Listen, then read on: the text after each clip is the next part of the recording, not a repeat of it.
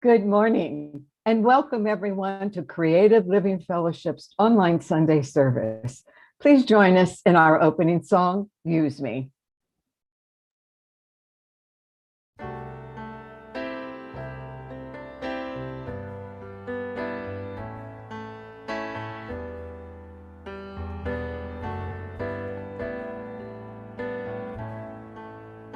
Use me, oh God, I stand for you, and here I'll abide as you show me all that I must do.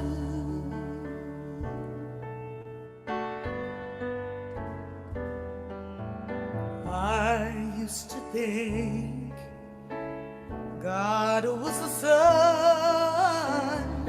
God is the sun, but God's so much more than the earth or the stars or all of creation.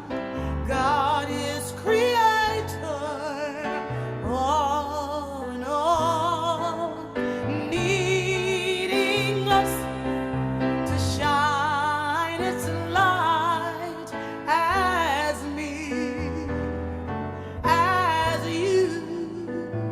So use me, oh God, I stand for you, and here I'll abide as you show me all that I must do. All that I'm saying is, command my hands. What must they do? Command my life. It's here for you. God is the love that heals all creation. God is creator, makes all things new, and God needs us to shine its light as me, as you. So use me, oh God, I stand for you, and here I'll abide as you show me all that I must do.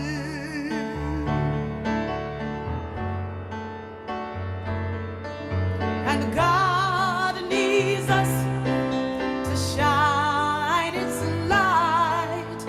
God needs us to shine its light. God needs us to shine its light as me, as you. So use me, oh God, I stand for you, and here I'll abide as you show me all that I must do. Show me all that I must do. Show me all that I must do.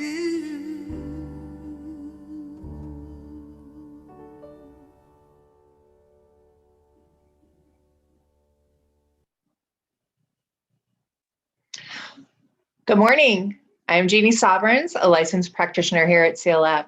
Our senior minister, Reverend Dr. Sherry F. McCreary, has the day off, and I am delighted to serve as your Sunday service host today and to welcome you to our online Sunday service. We are an independent religious science church, and we honor all paths that lead to truth. Our deep intention is to be a community of love, care, and connection that opens hearts, expands consciousness, and transforms lives. And we do that through the principles and practices of the science of mind. Practitioners Carrie Sherman and Rhonda Emmerich are holding the high watch for us this morning, which means they're sitting in meditation and prayerful contemplation as we move through this service. And we thank you, Rhonda and Carrie. Our Sunday service team members who make this online service possible are Nicole Jordan and Deb Covington, our AV team. And Fran Peck and Reverend Mary Jane Hyde are our tech support, and we thank them all for their service today. Our musical inspiration today is favorite friend Charles Holt. Nicole will bring us our announcements, and then after the announcements, there'll be a brief gong wash. Be a few minutes of silence after the gong wash, and practitioner Peter Waring will bring us the reading and our evocation. But first, here's Nicole with our announcements. Good morning, Creative Living Fellowship. It is my pleasure to be here this Sunday morning and bringing you your announcements. Effective immediately, we have a new mailing address. You can also find the address on our website and posted on our Facebook page. It's also in our weekly email. Meditate with us in Facebook. Join us for midday meditation at noon, Monday through Thursday. We also hold a 15-minute pre-service meditation at 9:30 in Zoom on Sundays. Get your community care and connection on with your CLF family and Reverend Sherry every Tuesday as she hosts a Zoom meeting at 6:30 p.m. This week, Reverend Sherry will be leading Conscious Conversation. And if you would like to suggest a conversation topic or activity, please email her at connect@creativelivingfellowship.com. We look forward to seeing you on Tuesday. Join Reverend Mary Jane Hyde for a 4-week book study. Learn, discuss, and grow with your spiritual family. This event is provided for a love offering. And this Saturday, April 17th, they start with Ernest Holmes' This Thing Called You. This beloved classic has awakened generations to the power within. One of Ernest Holmes' cornerstone works, This Thing Called You, is an intimate guide through which readers learn the important lesson of how they are a part of an immutable law and the flow of life, and how they may fulfill the longing within all of us to live more fully. Be sure to join Mary Jane this Saturday. So the final move from the CLF property was completed on Friday, April 2nd, followed by our releasing, thanking, blessing rite of passage on April 3rd. So what happened on the move and the sale? Well, we'll be holding a community meeting next Sunday, April 18th from 11:30 to 12:30 to provide you with an update. Be there or be square. Remember, you can use text to give to make your contributions to CLF. Simply text the amount you'd like to give to 602-610-1868. If it's your first time donating by text, you will receive a link to set up your account. And then after that, it's as easy as texting the amount you'd like to tithe to 602-610-1868. And that is a text message, not a phone call. CLF is a tithing church, which means that we tithe off of your donations. And our 2021 first quarter tithes of $3,168 are going to Circle the City, healthcare for the homeless. And speaking of tithing our quarterly tithes, we are always looking for more nonprofits to send our tithes to. So if you have a nonprofit you would like to nominate, please use the link found in the comments to submit your recommendation. Our Sunday prayer room is available to you after service today. Get your after service prayer with a practitioner by heading on over to the Zoom link provided in the comments. And for those of you already in Zoom with us, just stay where you are. Participants will be transferred into a breakout room for a private and confidential session with our licensed practitioners. And after service, we also have Sunday fellowship. So join practitioner and today's host, Jeannie Sovereigns, in Facebook Messenger chat at 11:15 and hang out, discuss the service, what's on your mind or heart, or just connect with your CLF family. You can find the details for all of our events with their links on our website under events, under our Facebook events, posted in the comments, or in your weekly newsletter. That is it for today's announcements. It is now time to move on to our gong wash, followed by a moment of silence.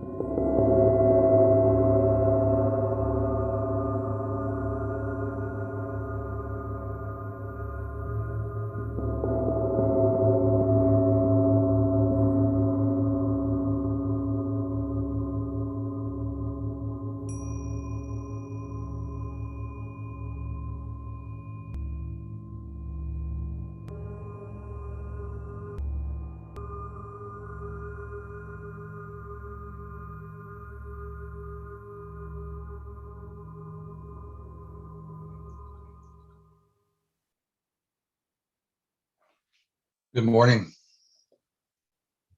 Today's reading is from the New Thought Dictionary, and it's on creative thought. Creative thought is the principle which contains everything necessary to the fulfillment of any idea which has been placed in the creative soil of mind. As a seed placed in the ground must have a definite period of time for the development of the life germ into the perfect plant, so does the law of growth require time for the fulfillment of an idea. We drop an idea into mind and then remain faithful to it until the law of growth delivers to us the manifestation of the idea in form. So let's take this into prayer. Moving inside and recognizing that the energy that gives us life, the energy that animates us, this energy is God energy. This is God in action, God as life, God as me, God as each of us. We are the outward manifestation of this life force, this energy moving through all of creation. And I am one with that. And I recognize that within me. And as I recognize that within me, I know that my word has power. My word is God's word. So I speak it now. I speak it now for this service. I know already that the seed of perfection has been planted, and that each and every person involved in this service is divinely inspired and is being spoken. God speaks through each and every one. And I speak my word for our community as we move to this transition into a new space. I know that our community is strong. I know that our community is loving, and I know our community is united in bringing forth the Spirit of God in ourselves and each other and into our friends and families and beyond. I am so grateful for our community, for I know that God is right in the middle of it. I speak my words for our nation and all the nations of the world and for all leaders,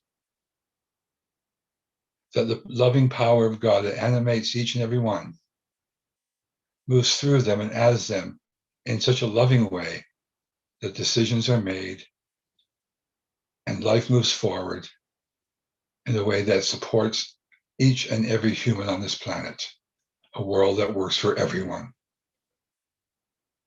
And I bless our guest speaker today, Reverend Kathryn, for her words are inspiring already, that she is moved by the grace of God through her words and her feelings and her presentation today. I am grateful for the inspiration in my mind and in my heart. And I bless all who are watching today. Thank you, God. Thank you for this wonderful community. Thank you for the wonderful word. And thank you for a wonderful life. And so it is. And now I want to introduce our musical inspiration, Charles Holt.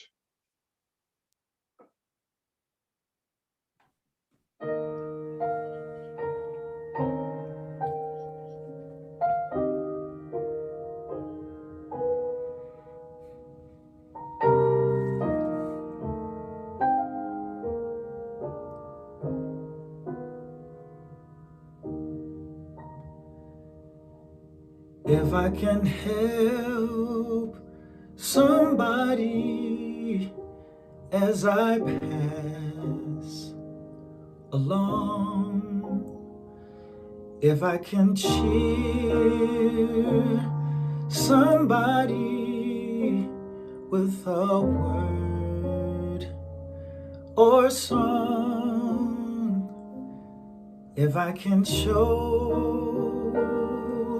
somebody who is traveling wrong, then my living shall not be in vain. If I can help somebody as I pass along, if I can cheer somebody with a word or a song, if I can show somebody who is traveling wrong, then my living shall not be in vain. Then my living shall not be in vain.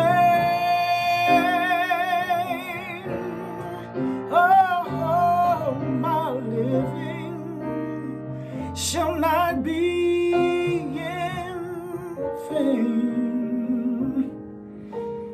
If I can show somebody who may be traveling wrong, then my living shall not be in vain. No, then my living shall not be in vain. No, my living shall shall not be in vain. Oh, if I can help somebody as I pass along, then my living shall not be in vain.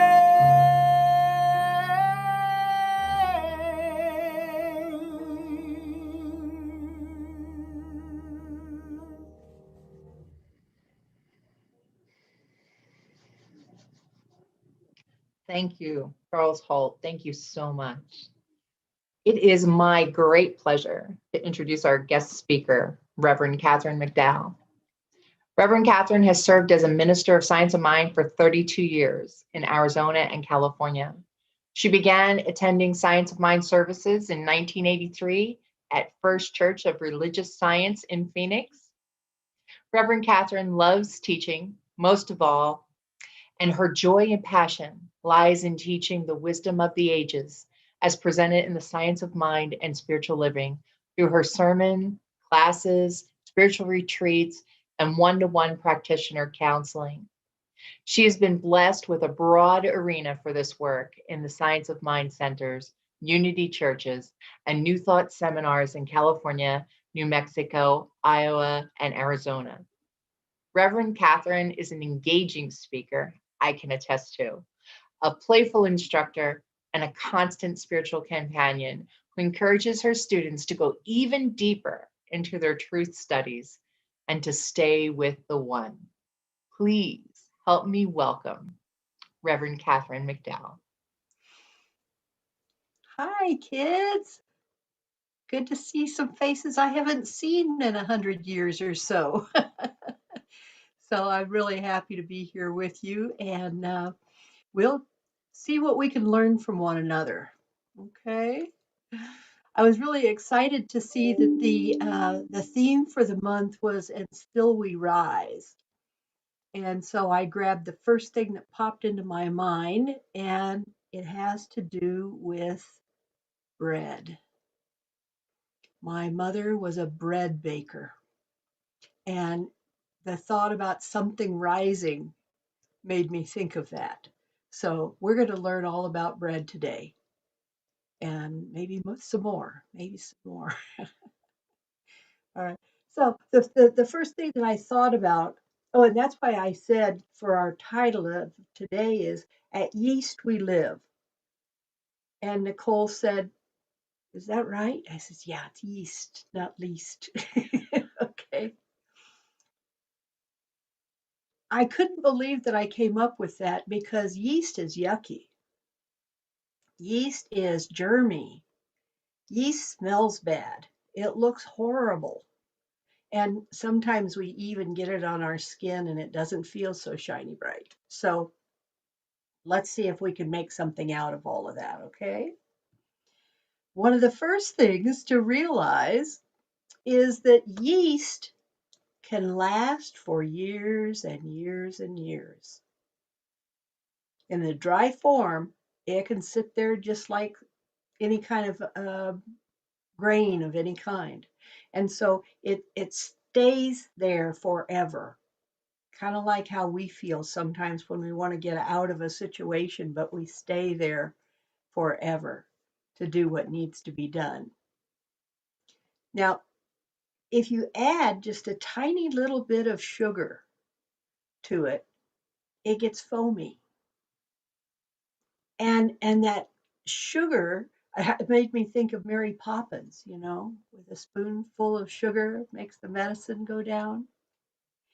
But it needs to stay foamy and warm. Heat makes a difference. Heat makes it work better. And when we're through mixing with it, we have to keep it covered so it stays warm. So what is that all about, and what in the world does that have to do with with life? Everybody's going, yeah, what in the world is she talking about?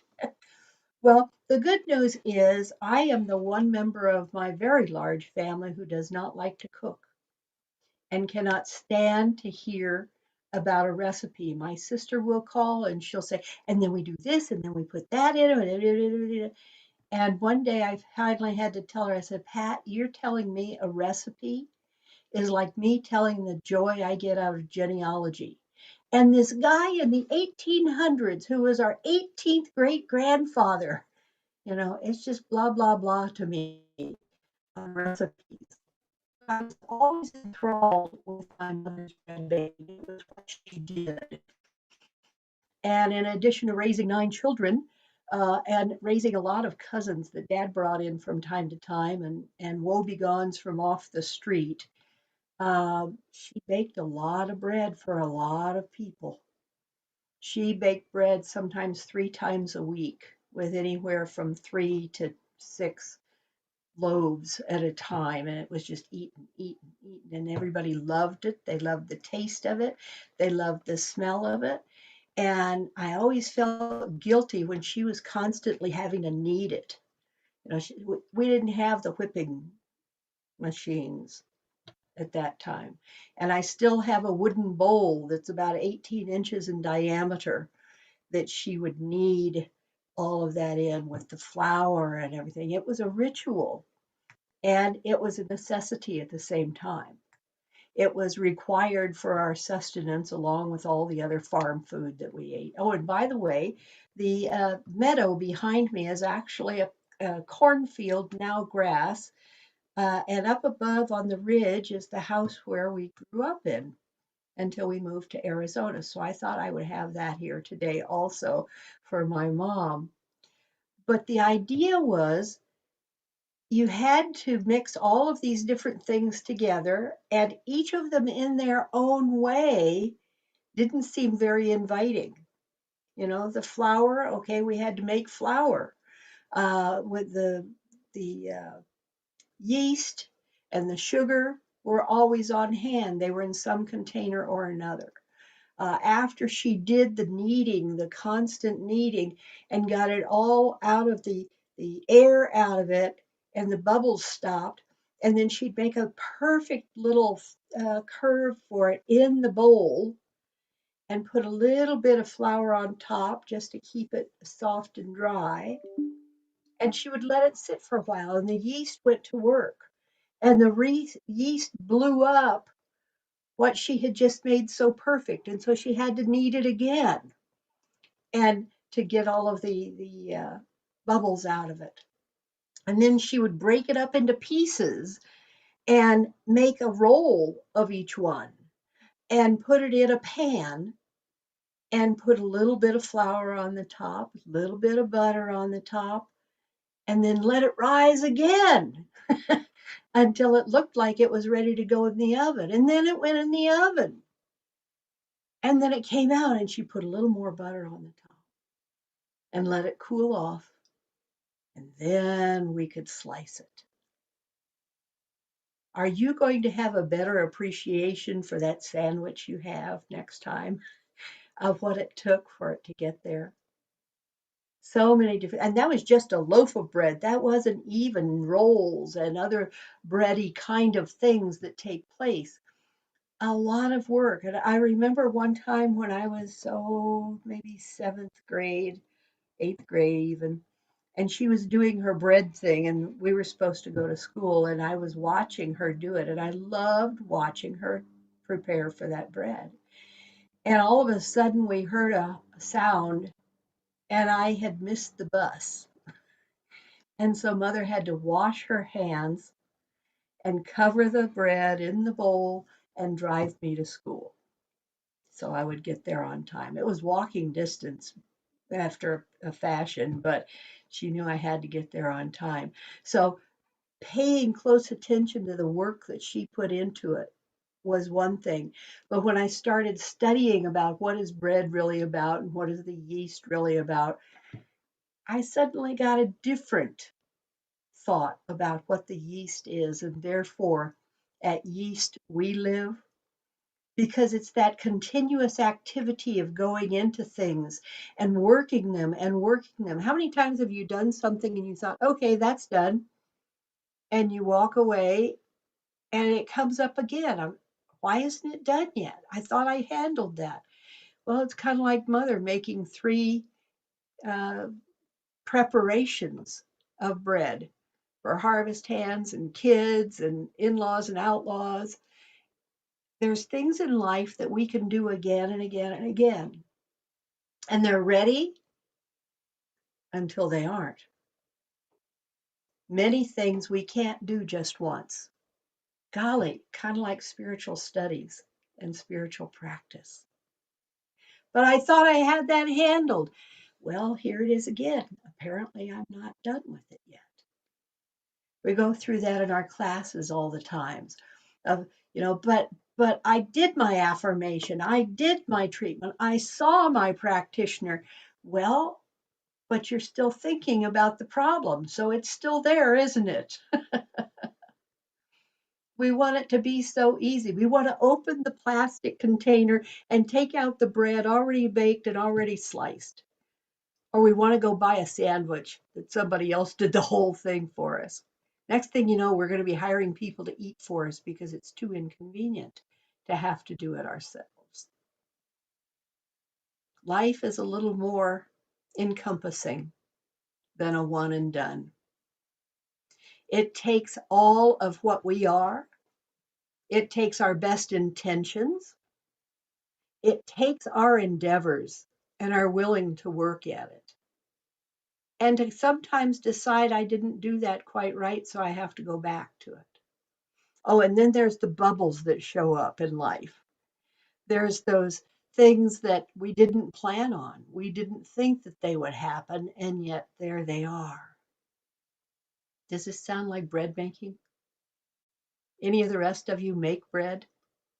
Whether you whip it or press it, there's a lot that goes into it, and you need it more and more and more.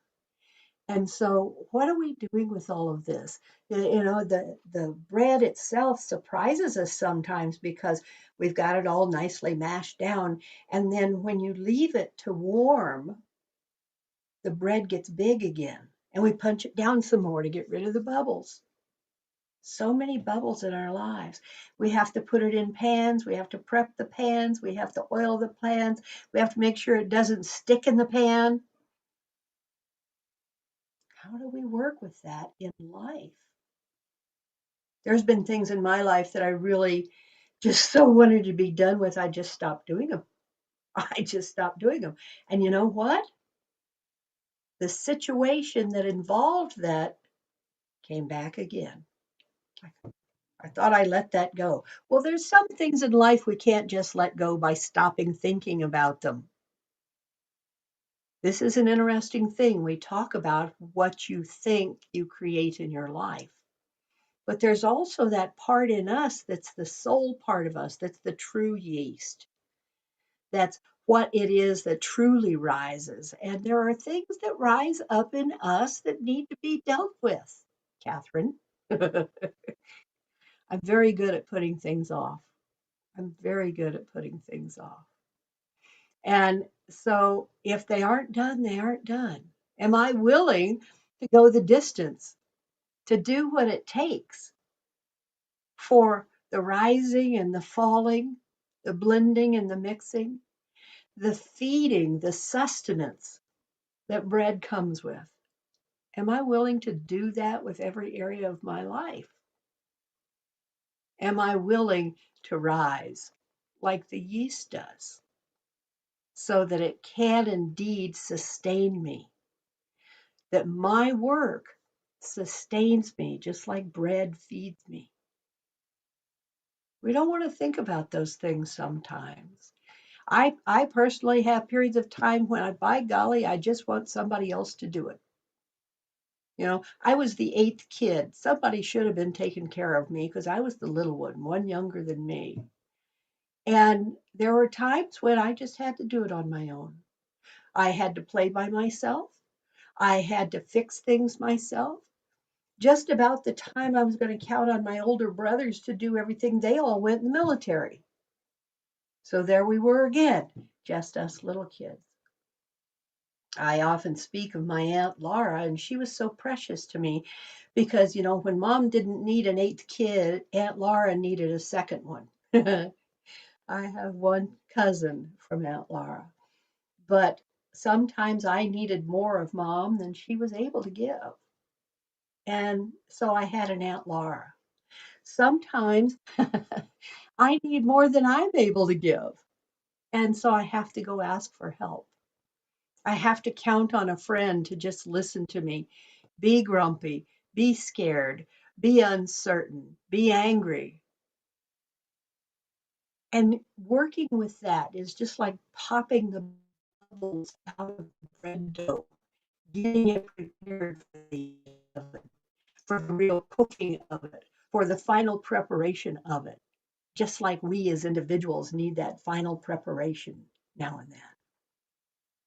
Wonderful if we can do it alone. I'm a good do it alone girl until the day that I'm not. And then I need at least a listening ear, if not a helping hand. What do we do when we get into that position where we need to know that the work that we came to do is really going to produce that wonderful smelling bread? We all love the smell of bread. One of my cousins said, I wish somebody would learn that you should make a room freshener that smelled like fresh bread. That would be a big seller for many people. How do we have that happen? I was looking at, the bread of life of Jesus, the bread of life that, we embody, the communion of, I am the bread, I am the life, and then drink this, for me. The Bible tells us, for the bread of God is that which comes down from heaven and gives life to the world. And Jesus said, you will always have this. They said, how do we get this bread all the time? And he said, it's always with you because I am always with you. And whoever comes to me will never be hungry. And whoever believes in me will never be thirsty. And so if we embody that, here we've just finished Easter. If we embody that the spirit, the essence, some call it Jesus, some call it spirit, if I really get that it's always here, that the bread of life within me is always prepared, I can never go hungry. I might get a little worried in my human physical mind, but the truth is, all is well. And that's been a mantra of mine for most of my life. All is well. And if it looks like I'm running out of bread, I'm not, because the whole mixture of it still lives in me. The ability to take access of it lives in me. And I usually find out that when I think there isn't enough, the problem is I think there isn't enough. There's always enough. It's always available. And I don't have to wait for me or anyone else to make it happen. What I need to do is believe it's already happening. It is always happening. But we get sidetracked, don't we? When I was doing this research about bread, because I'm sorry, Mother, I didn't know all the details, okay? But I discovered the things that sidetrack us, and I'm very good at getting sidetracked because they were, talking about the bread of life and so on. So people were asking questions about Jesus and about the symbols and so on. I never thought of these things. They wanted to know what Jesus's favorite color was. Excuse me? There's more to the story. There's more to the story. So someone decided he liked royal blue because that's the color we often see associated with him. We made that up in our minds, you want to know. And then the other one that I liked so much was what zodiac is Jesus? Did you ever wonder about that? Now listen, if it was in December when he was born, that'd make him a Sagittarian, correct? Okay, all of you who know all those details. However, this cracked me up. It said Jesus kind of liked fishes, the loaves and the fishes. And so they finally decided Jesus was a Pisces. I'm sorry, that just tears me up. And then the final one was someone was talking about communion. And how many communions do you have to do before you've eaten a whole Jesus? If it's the bread and the life, I'm sorry. And then somebody went and calculated the gallons of blood in a communion cup that would equal a human body. I don't understand that, but they did. Okay. So the thing is, what am I looking for to satisfy my hunger? Whether it be bread or whether it be the life of God or it be my own awareness and goodness and my conscious understanding of what the gift of God really is. How would that work? So one of the verses in the Bible, it says Jesus provided an answer to how to satisfy any kind of spiritual hunger. The first is find God's purpose for you. And many of us are constantly working with that, whether we have a vision group or we're doing treatment on it or we're in a program that's giving us our purpose. And the other one was to get into the Word, capital Word, and stay there. Ernest Holmes says, he says, stay with the one and never deviate from it, never leave it for a moment, because to desert the truth in the hour of need is to prove that we don't know the truth. The fourth part is keep an eye on boredom. When we get bored, we get distracted by crazy questions and thoughts and uncertainties. It's like, oh my God, how am I going to deal with this? It's usually because I'm not busy enough doing it. So keep an eye on boredom. By all means, sidestep any unhealthy cravings. Sometimes that craving is, get this off my back. Sometimes that craving is, why isn't somebody else doing it for me? I need to find somebody to fix it. A lot of cravings in our life, and many of them very unhealthy. Or the one of, I can't figure this out now, so I think I'll go eat. That gets to be an hourly routine, by the way, as some people have discovered with the COVID sequestering. And without delay, respond quickly to the urgings of the Holy Spirit. Respond quickly. Those nudges that we get, those things of, this isn't working, what am I going to do? And the message comes and, well, you could do this. Oh no, that's not going to work. And we have all the things that won't work in our minds. And instead of being totally immersed in what was the message in the first place, again, in the visioning process, what we're doing is we're not asking God to show us a vision. It isn't that we're trying to have a mental equivalent all on our own and dream it up, which is just a visualization. But what happens is we're trying to see what we have never seen before. That's what the vision is about. It's not about a new idea. It's about a way of being. And so how do I envision myself, my whole self, in being totally nurtured, totally fed, totally sustained, totally capable of doing whatever it is that I'm to do? And maybe it's to bake bread. Maybe it's to sell it. Maybe it's to feed it by hand to those who are most hungry. What is it that each of us has come here to do? What in the world is it that allows us to rise?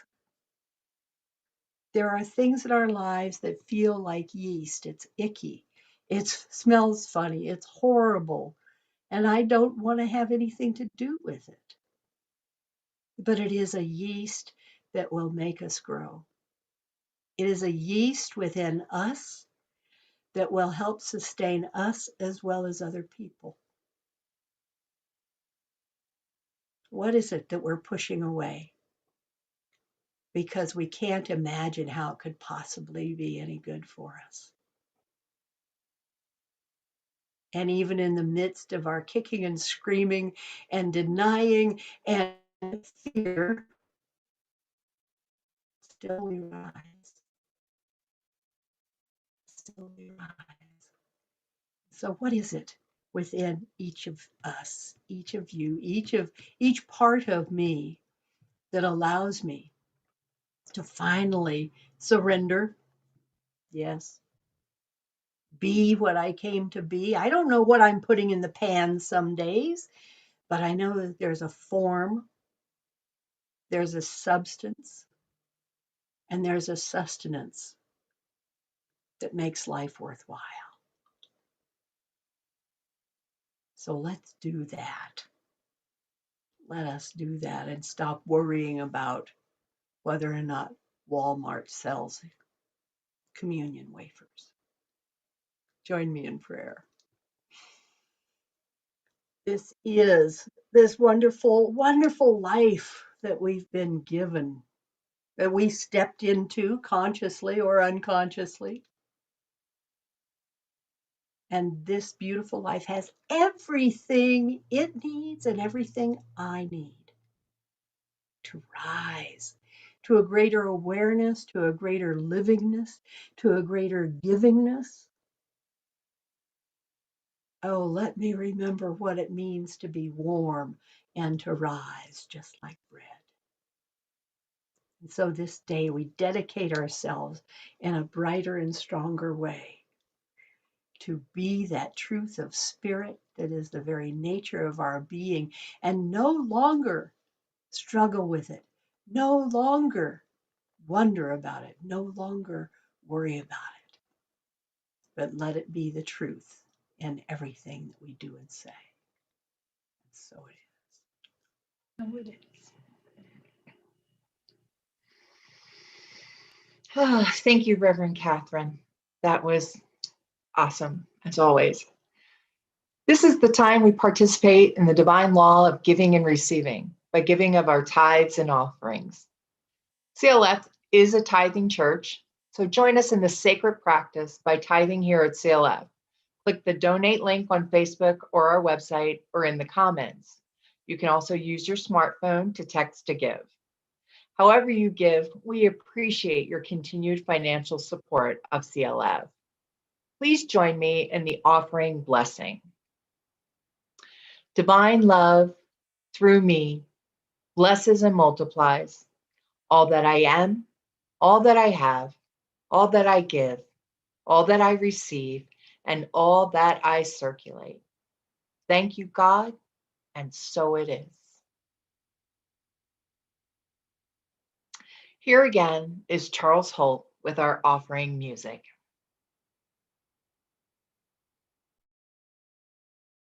Good morning.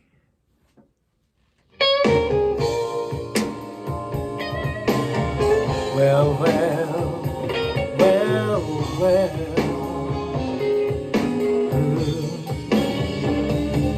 She said, come here, little boy, sit yourself right on down. What business is it of yours that somebody else has moved into your town? Just because they don't look like you and they don't play by your rules, what gives you the right to criticize? 'Cause everybody has a place at the table. The world is changing. You can't stop it. You ain't able, no, to think that things will stay the same. It's just a fable. Good, bad, old or young, even a baby in a cradle. Everybody needs to be fed and somewhere to lay their head. There's always a place at the table. She said, listen, child, there's something else I think you should know. Just because you say they don't belong, I'm here to tell you it don't make it so. Oh no, people wanna be free to do the same as you and me. Take this lesson in life, get it right. You have not been raised to segregate. I walk too many picket lines to do away with hate. Don't think that we're so different. We all bleed the same. Take this little lesson in life and be willing to make a change. Yeah, yeah, yeah, yeah. Oh, oh, oh, oh, oh, oh.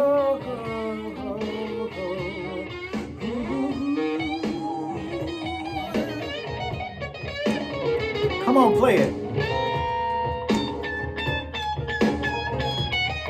Yeah, yeah.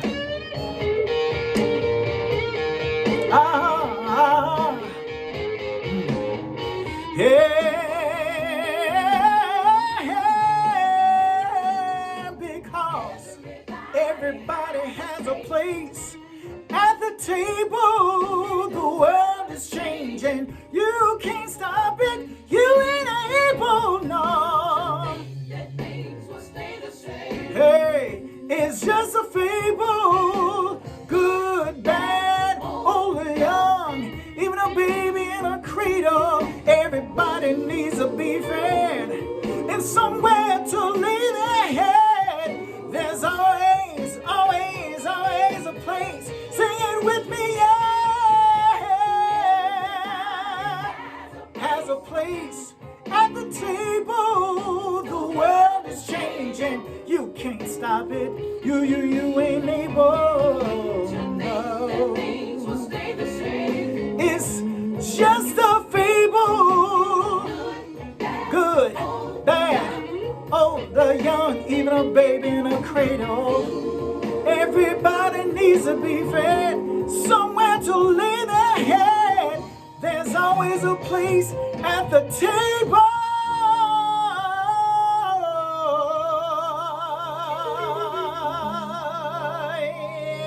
Yeah. Woo! Whew, is right. Woo. Thank you, Charles Holt. That was amazing. So I just have a few closing announcements. Don't forget, book study with Reverend Mary Jane Hyde begins Saturday, April 17th from 10 a.m. to 12. I can't wait. Our community connection meeting with Dr. Sherry resumes Tuesday evening from 6:30 to 7:45. There's also many opportunities for prayer by our practitioners.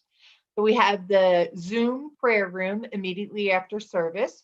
Practitioners will pray live with you in individual prayer rooms. If you are in Zoom, stay here. If not, click on the Zoom link to enter. We also have our on-call practitioners available to pray live with you throughout the week. Or you can send a written prayer request to prayer@creativelivingfellowship.com. Continue to use the treatment for supply at home, page 262 to 263 of the Science of Mind. Continue to connect with each other. And thank you so much for joining us today. Thank you, Charles Holt, for the beautiful music, and Reverend Kathryn for your amazing, amazing talk. Don't forget, Dr. Sherry will be back next week.